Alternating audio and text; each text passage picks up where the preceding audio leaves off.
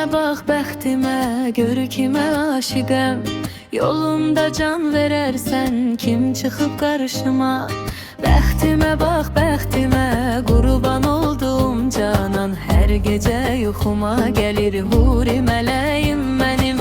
Bəxtimə bax, bəxtimə, çox gözəldir bu ceyran. Yaman vurulub mənə, nazına dözərəm bunun. Bəxtimə bax, bəxtimə, eşqimə layiq olub mənim.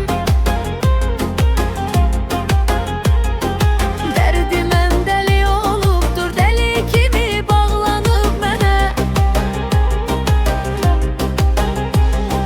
Bəxtimə bax, bəxtimə, qarşıma nazlı qız çıxıb. Dərd verəndi sevgisinə, ürəyimi alıb canımda.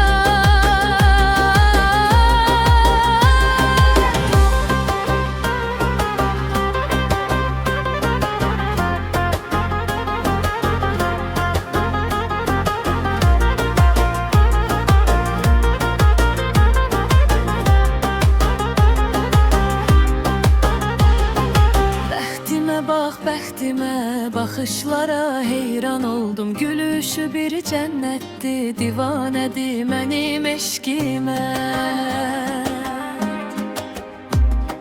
Bəxtimə bax, bəxtimə, babək şeir bəsləyib adına kimi aşiqəm kimə mən ən dəyərli insandımdır.